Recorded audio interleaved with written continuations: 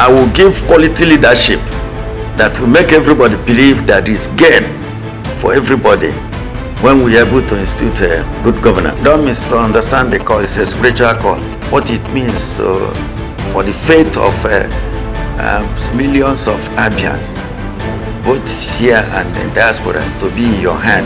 It's a very pedestrian expression for somebody to say that somebody is forced into something. Are you forcing the future of the youth into an unwilling hand? The difference is now that what you notice is the gap, is what we are going to fill by participatory governance. You cannot dispute the divine call. So the call I'm talking about is a divine call that within me and God, I decided to say, I'm here to serve Abians. We don't just throw money to people. We monitor it to make sure it gets to the people who are supposed to use it.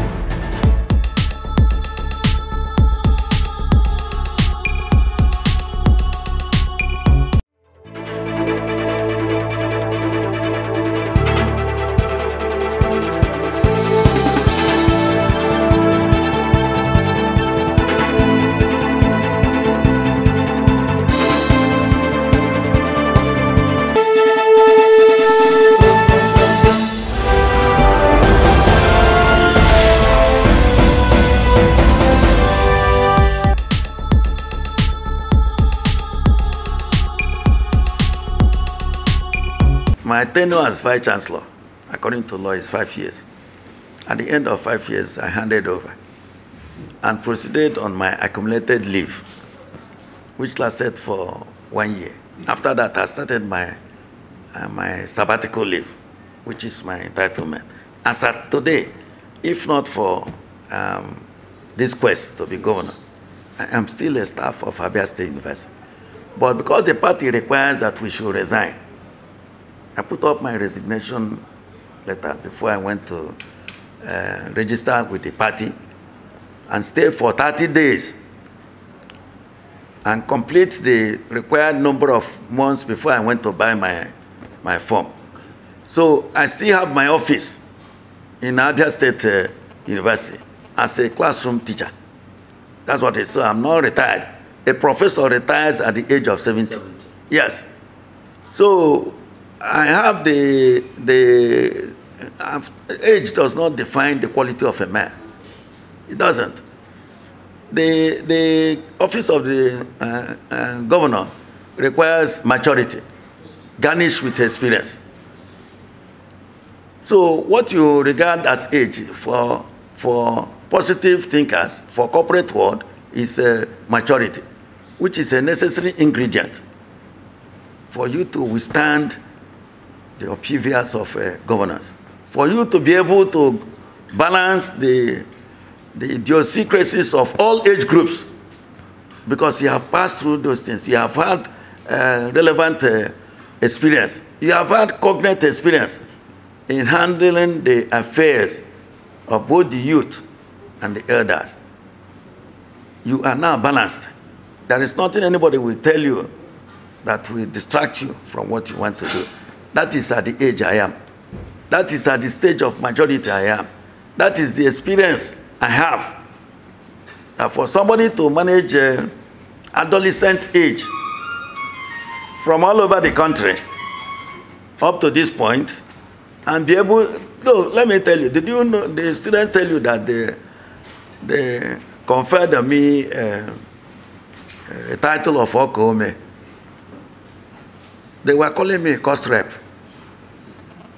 Other vice chancellor, they were calling them daddy. For me, they were calling me cost rep because how I identified with their everyday problem. Because I can walk to the hostel to find out the condition of their hostel. I was not dependent on what the works department was telling me. I want to see for myself. I want to go and see to make sure those I paid to sweep the hostel, that they've really swept that my students are not living in a squalor under my regime. No, I was not sitting in the office to wait for a report. I want to make sure there is water, because these are things that cause demonstration by students in the school. I don't sit in the in the office to receive. I go there and see for myself. It's the same character I'm bringing into governance of Abia State. That is why I call it participatory governance. You have a responsibility. I have a responsibility. You watch my back, I watch your back. I want to make sure you are doing what I've asked you to do. Then I have the moral justification. I must give you your welfare. Because I'm a man with conscience. If I'm not paying you, I won't have the moral justification to demand the quality service from you. That is how it goes. I have a contract, you work, I pay you. If I don't pay you, then I don't have, I'm creating room for other poor quality work or desertion. You desert from place of work. So all what you are talking about, I'm retired, I'm not retired. I didn't retire as a vice chancellor. I ended my tenure, handed over to my my successor peacefully, and proceeded on accumulated leave, because over the years, as an academic, I don't go on leave. But after a strenuous 5 years of uplifting the university to that level, it must have taken a toll. I needed the rest. And I had the rest, and now proceeded on a sabbatical leave. It's on that point that this divine call, an inspiration in me to come and serve Abia, that came, and the party requires that I should resign. I resigned and registered with the party and stayed the number of months required before I can qualify to vie. That is the situation.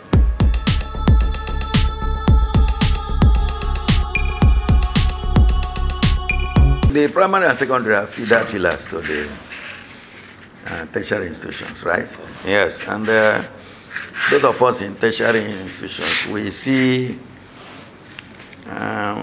products. What is prevailing in the society now is proliferation of private schools. A lot of people prefer going to private schools, and those of us who are products of public schools, we can discern the difference between the private schools and the public schools. Yes, the private schools are providing services, providing employment for people, but education, what we talk about, all-round education, may not be there. The developing character physically and mentally. Most times when I read advertisements from private schools, their scorecard is we made 100% in WAEC, we made 100% in NECO. So it's like an exam-oriented education, tailored towards passing an exam. I don't know whether the curriculum is made from NECO or from WAEC, or when they are being taught, they are taught to pass the exam. Passing the exam is not all about, it's not just education. There are physical and character molding and mental. If you also go to private schools, they have a general supply of trained teachers in public schools, which sometimes private school, because most times it's profit-oriented, may not be able to employ such quality teachers because there's a salary you must pay them. Well, so there's something going for private schools. It's the supervision of who you employ. The supervisor makes sure that the teacher comes at the appropriate time and they teaches whatever he's asked to teach, to impress the parents. The private managers of private schools are innovative. They bring in new things to attract the students and keep the attraction and make the students and even the parents have value for their money, which is management, proper management. Then you look at public schools, there may not be such effort because a teacher in public school feels that whatever happens at the end of the month, he will get his salary, or otherwise he's being owed. So he can come to school anytime he wants. He can leave the school anytime he wants. There's such a lackadaisical attitude, maybe because he's being owed. So because of that, even the teacher who is teaching in public school, the child may be in a private school, because he thinks that's where they get what they... So people are now paying more. They pay more in a private school, but they even, as they pay more, they still prefer it because they think this they are looking at. So I'm thinking of a way of bridging the gap between what is missing in the public school and what is not there in a private school. We will promote private school, but we will supervise them appropriately. Or can we have a model of public-private partnership in running primary school and secondary school as a model? May not be general. Can government fund university, can fund primary schools, secondary school, and allow the private sector to manage it, so that you get the best of what is in public school and get the best of what is in the private school. Government pays the qualified teachers. A private investor manages the school under the supervision of the government, so that the private person managing it is giving hand to bring innovations that attract parents taking their children to private schools, whereas government is also monitoring to make sure it meets the standard. For example, if you go to your area, you see ASUBEB as it affects ABIA, right? You will see structures renovated and looking beautiful. But go and take census of enrollment in that place. It's not commensurate to the quality of the building you have there. If there is a retired teacher from that same school, who retired and opens one shade in the same village as a private school, you will see how parents will take to what is it that is attracting them to that place. It's management, supervision, innovations. Those schools may not even have school playgrounds, which is a requirement for physical development of a child at that age. But parents will prefer to that place.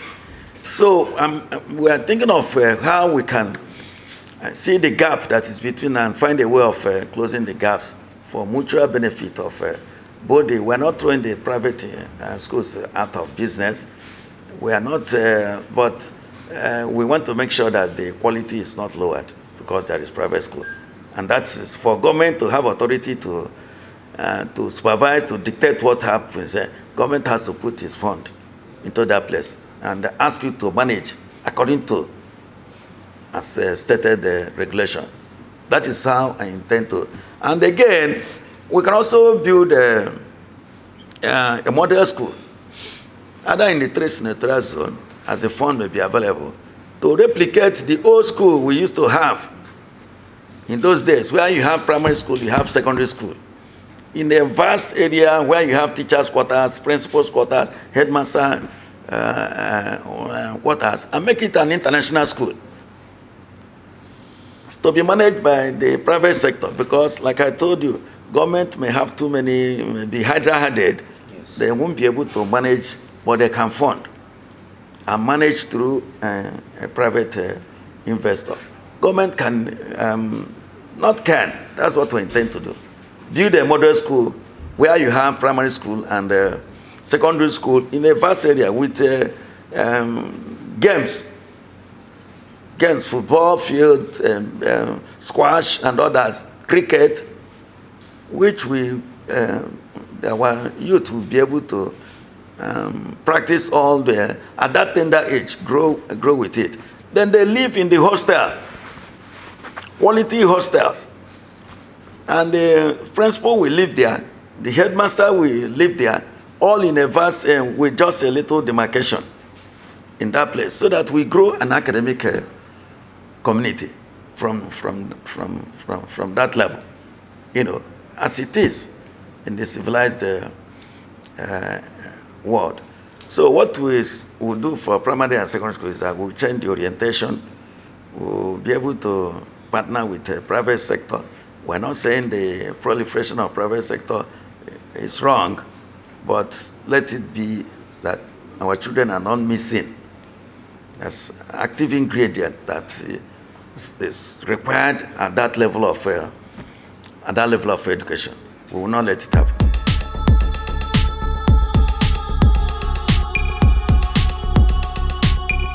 My predecessor in office has laid a very strong foundation for infrastructural development. What we do is we take it off from there and put it in a faster lane. Faster lane in the sense that the ones he has done, we're not going to repeat them. The ones like in ABIA, some major roads have been done, but we need some interconnectivity. Interconnectivity is simpler than major roads. Port Harcourt Road, we cannot say because the regime is not over. I know it is in his heart to put it on 6 lanes. So I cannot say what will happen in Port Harcourt Road because ABIA needs a major, the governor has been saying it, entrance and exit from ABIA has been his problem. And Port Harcourt Road is a major exit or entrance from ABIA, and he has started it. So we cannot say what will happen at the end because it still has almost 1 year to go. But the foundation has been laid based on what you said. All we have to do is to sustain it and put it on a faster lane for people to have, because if we can't move, for example, you were coming to my village now, you see, from May 29 now, you can't say this is the road to the governor's house. I can't be building other places and leave my own like that. It's not natural. Because even the Bible says, love your neighbor as yourself. They didn't say you should love your neighbor more than yourself. So I have to put myself in the. So look, there's no governor that comes to any state at any time that infrastructure won't be his. Yes, because of the topography of the rents, this thing, it's a lifespan for a well-constructed road, well-constructed cement technology and all that. There must be maintenance. There must be maintenance because that is the bane of Nigerian society, maintaining what you have made. So we are going to inherit already constructed roads. Our duty is to maintain it, to make sure it doesn't dilapidate.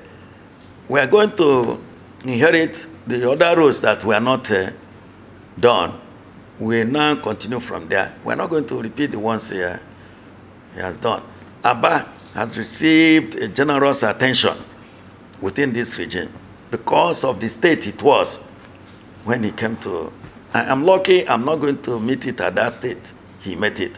So from the point where there is sunshine in Abana, the other day somebody took me to Pratt Street and showed me an edifice of a club he's building in that place. I became happy that people are returning to Abba and doing major investment as against when people were running away from Abba. That is secure. For you to build a club, such huge investment, it means there is nightlife.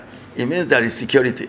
There are other collateral issues that support such entertainment for the youth.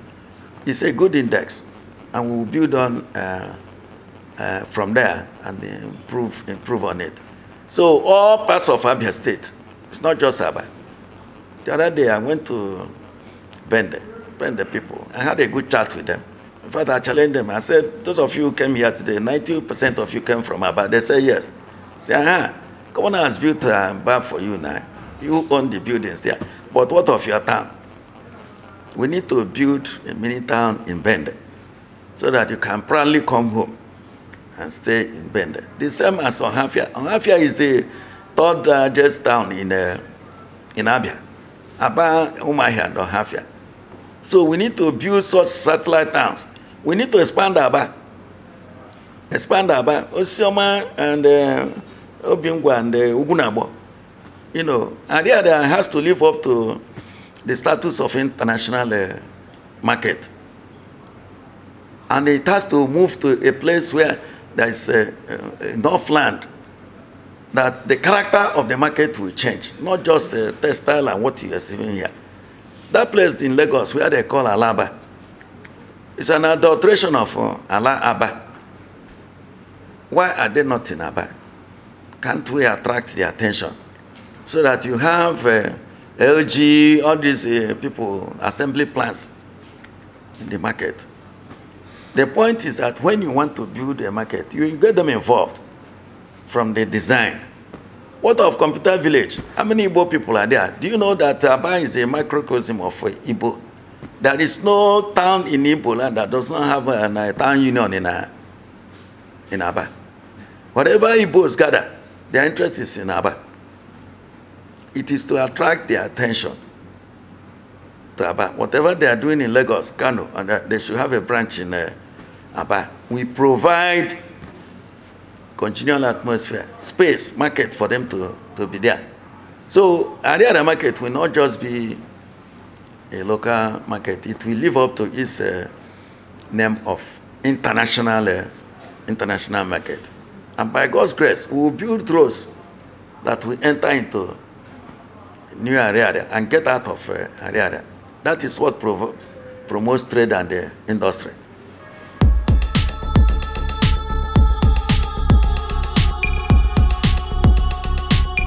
What I have for Abians in employment is what the present governor has already led the foundation. When you promote skill acquisition, SMEs, is the youth is targeted. When he took 30 youth to China and taught them, they underwent training on mechanized shoe and bought shoe distance for them and they opened them. He has laid the foundation. When he said we are proudly made in Aba, and he has changed the narrative of the derogatory Aba made to made in Aba. He has put youth, a whole lot of youth. Look, let me tell you, in those days in Aba, even in sanitary lanes, you will see onye dwa in sanitary lane, no shade. That's where he stays to sew most of the things we were wearing that time. I remember in when we went to go to what we call Sunday jump, when we were young people. You go to area, they will get one T-shirt, and you design something and write on it. They will press iron in it, and you wear it with your jeans. People will be looking at it as if you imported it. It's made in iron. That is the skill the present governor has attenuated for global market. We will build on that. Do you know why the state is peaceful and stable? This government has paid attention to the youth with many activities. We will build on that. We will extrapolate it to a level that youth will not just be PAs. They will not just be PAs. They will have function, contribution, value. They will be adding to governance. So skill acquisition, they will acquire. Employment, they will get in the government. As we are attracting foreign investors, they are employing our people. And moreover, let me tell you, the geometric electric company that is now powering Aba. Yes. The quantity of electricity they are generating, because of low consumption, you don't have enough factories consuming their electricity. It may increase the unit rate. Our duty to sustain that geometry, which is a major legacy this government is leaving for us, is to create industrial hubs, which has already been remarked along the Kabana area up to Orenta. If we create a congenial atmosphere, we create a friendly investment center in ABIA, which we tend to do because it's my specialty. It's my specialty to attract people to where you will see, like if you go to that Umojima, an old, this is like Adobe Plastics. In those days, it's been abandoned. Maybe because of insecurity or something. Star Paper Mill? Star Paper Mill. All those people, they have to come back. Even up to Orenta, there was Star Paper Mill, even in the Orenta, Carton, they were assembling all those things. We will bring them back. All those, when I say the labors of our heroes in past shall not be in vain. We had our people who established industries in those days. Look at the modern ceramics. Modern ceramics, we have to find out what the problem is, but we have to reawaken it. Glass industry in Aba, Enyimba hotels, we will find out why they are what they are now, and follow it with some dexterity to make sure that they come alive. Those things will provide employment for the youth we are talking about. That's why when investors come, they are not bringing their own workers. They have to employ our own people. That is how we will curb unemployment. And we are not going to have traditional farming. Like I told you in Bend, the rice belt. We won't throw away the old farmers. We'll do a combination of mechanized, not just as farming, but as agri-business. Depending on how congenial the environment is and what they earn from their pocket. If you have a marketing company that takes away their products and every time they have money in their pocket, people will be. So we expand our agri-business to provide employment. We bring foreign investors to make sure they will start cottage industries. Not even foreign. When I'm talking about foreign, we have a lot of, if you go to Ekpe in Lagos, if you go to Ogun State, which has almost become an extension of Lagos State, see industries there. Most of them are built by Igbos, built by Abians. Why are they not building those things? If you guarantee them the industry environment they require, draws this thing, why wouldn't they come and build in our place? That's how we're talking. So when we are talking about foreign, it's not that I'm going to UK, Vietnam to bring people. There are many Igbos. There are many Igbos who are plying their trade in various parts of Nigeria, but have not had cause to come to Nigeria. We will do everything possible to bring them, everything lawful, to bring them to come and invest in it. Remember, we are going to have a regional development. That's a plan for Igbos, for regional development of the 5. That is why all the states are looking for credible character, that they can work together to develop a design. It's been long. Our people have been designing, but you see what politics cannot sit together because of partisan. So we want people who reason above party politics and think of regional development. We are coming there.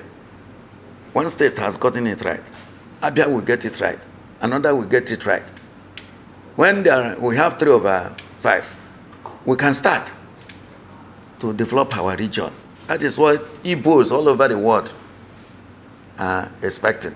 So when we are talking about ABIA, we are talking about Southeast zone, to promote that for which we are known.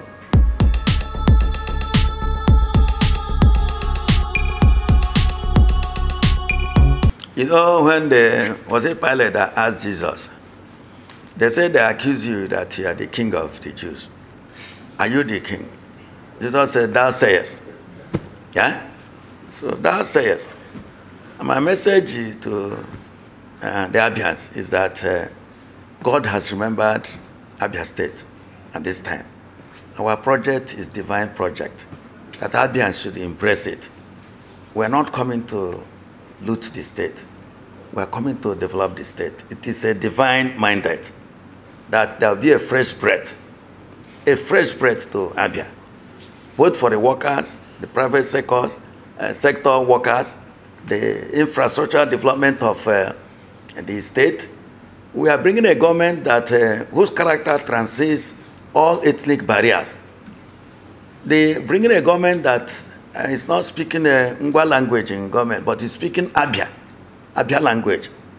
In terms of character, in terms of infrastructure development, in terms of quality capacity building of men, from the boundary of Aruchukwu to Akwa Ibom to Imo River, every part of the state, we feel the impact of this government positively.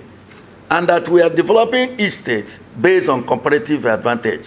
Whatever it is your advantage in your place is what we are going to use. From the known to the unknown, quality development, using people. Because every government is people-oriented. If you are building infrastructure, it's need-driven infrastructure that will help people in that place go move around and they apply their trade in that place. So I'm beckoning on all Abians, well-meaning Abians. Let us remove some extraneous issues and think of the welfare of Abia. Think of our future. Who is it that is experienced, that is matured enough to use our human and material resources for the welfare of to uplift the life of every Abian? You have, when you say you have experience, you have to point out to something. Yes, we have tried this person. This is what he did, objectively. This is not a time for experiment. You cannot leave the governance of Abia State on immature and somebody who just wants to satisfy his ego. You give it to somebody who has the fear of God in him, somebody who respects people but fears God. That is what we need, not to fear human beings. You fear God, and by so doing, you take right decisions that is relevant to the welfare of every Abian, of all ethnic groups, of all senatorial zones, of whatever calling you are. There is no other person at this time except me.